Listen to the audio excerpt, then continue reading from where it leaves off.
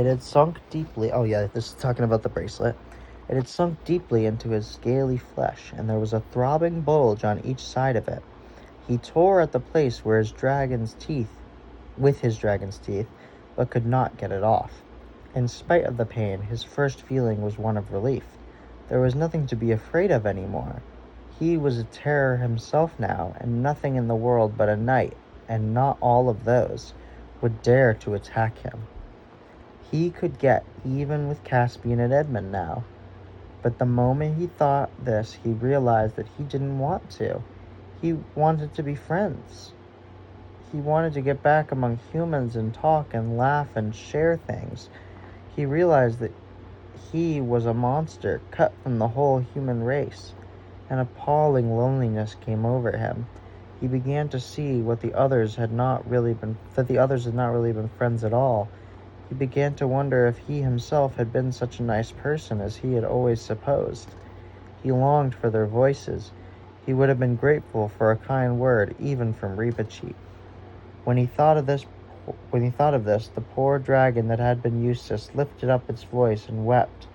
A powerful dragon crying its eyes out under the moon in a deserted valley is a sight and sound hardly to be imagined. At last he decided he would try to find his way back to the shore. He realized now that Caspian would never have sailed away and left him, and he felt sure that somehow or other he would be able to make people understand who he was. He took a long drink, and then, I know this sounds shocking, but it isn't if you think it over, he ate nearly all the dead dragon. Alright, so Eustace doing a little dragon cannibalism. He was halfway through it before he realized what he was doing, for you see, though his mind was the mind of Eustace, his tastes and his digestion were dragonish, and there is nothing a dragon likes so well as fresh dragon, alright? That is why you so seldom find more than one dragon in the same country. Then he turned to climb out of the valley. He began to climb with a jump, and as soon as he jumped, he found that he was flying.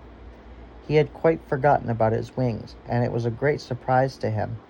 The first pleasant surprise he had for a long time. He rose high into the air and saw innumerable mountain tops spread out beneath him in the moonlight.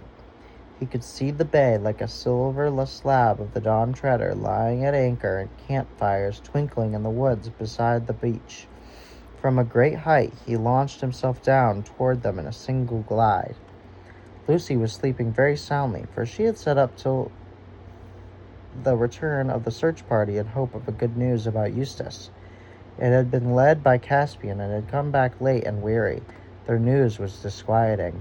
They had found no trace of Eustace, but had seen a dead dragon in a valley.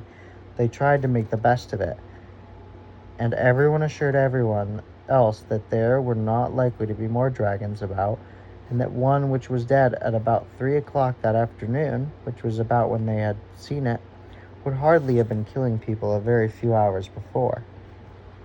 Unless it ate the little brat and died of him, he'd poison anything, said Rents. But he said this under his breath, and no one heard it. But later in the night, Lucy was wakened very softly and found the whole company gathered close together and talking in whispers. "What is it?" said Lucy. "We must all show great constancy," Caspian was saying. "A dragon has just flown over the treetops and lighted on the beach. Yes, I am afraid, as it is between us and the ship. And arrows are of no use against dragons, and they're not at all afraid of fire." "With your Majesty's leave," began Reepicheep. "No, Reepicheep." "Oh, hello, Cleo," said the king very firmly. "You are not to attempt a single..." "Oh, you're still in my way, Cleo." "You will not attempt a single combat with it, and unless you promise to obey me in this matter, I'll have you tied up. We must just keep close watch, and as soon as it is light, go down to the beach and give it a battle. I will lead. King Edmund will be on my right, and the Lord Drinnigan on my left. There are no other arrangements to be made. It will be light in a couple of hours. In an hour's time, let a meal be served out, and what is left of the wine, and let everyone be done silently." "Perhaps it will go away," said Lucy. "It'll be worse if it does," said Edmund, "because then we shan't know where it is. If there's a wasp in the room, I'd like to be able to see it." The rest of the night was dreadful. and then the meal came. Though they knew they ought to eat, many found that they had very poor appetites. And endless hours seemed to pass before the darkness thinned, and birds began chirping here and there, and the woods got colder and wetter than it had been all night, and Caspian said, "Now for it, friends." They got up, all with swords drawn, and formed themselves into a solid mass, with Lucy in the middle and Reepicheep on her shoulder. It was nicer than the waiting about, and everyone felt fonder of everyone else than at ordinary times. A moment later, they were marching. It grew lighter as they came to the edge of the wood, and there on the sand, like a giant lizard or a flexible crocodile or a serpent with legs, huge and horrible and humpy, lay the dragon. But when it saw them, instead of rising up and blowing fire and smoke, the dragon retreated. You could almost say it waddled back into the shadows of the bay. What's it wagging its head like that for?" said Edmund. "And now it's nodding," said Caspian. "And there's something coming from its eyes," said Drinian. "Oh, can't you see?" said Lucy. "It's crying. Those are tears." "I shouldn't trust to that, ma'am," said Drinian. "That's what crocodiles do, to put you off your guard."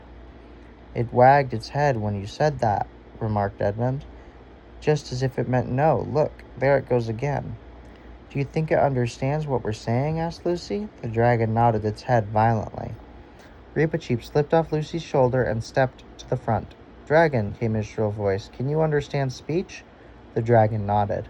"Can you speak?" It shook its head. "Then," said Reepicheep, "it is idle to ask you your business. But if you will swear friendship with us, raise your left foreleg above your head." It did so, but clumsily, because that leg was sore and swollen with a golden bracelet. "Oh, look," said Lucy, "there's something wrong with its leg, the poor thing." That's probably what it was crying about. Perhaps it came to us to be cured, like in Androcles and the lion. "Be careful, Lucy," said Caspian. "It is a very clever dragon, but it may be a liar." Lucy had, however, already run forward, followed by Reepicheep as fast as his short legs could carry him, and then, of course, the boys and Drinian came too. "Show me your poor paw," said Lucy. "I might be able to cure it." The dragon that had been Eustace held out its sore leg gladly enough, remembering how Lucy's cordial had cured him of seasickness before he became a dragon.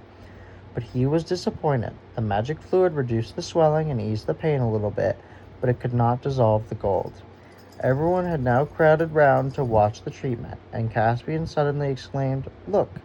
He was staring at the bracelet. And that's that. The next chapter, interestingly enough, is chapter 7, and it's called How the Adventure Ended.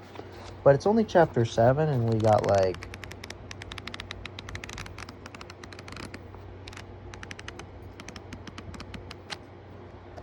looks like 16 maybe? Yeah, we've got 16 chapters, so I don't know how chapter 7 is about the end of the adventure. I'm very curious.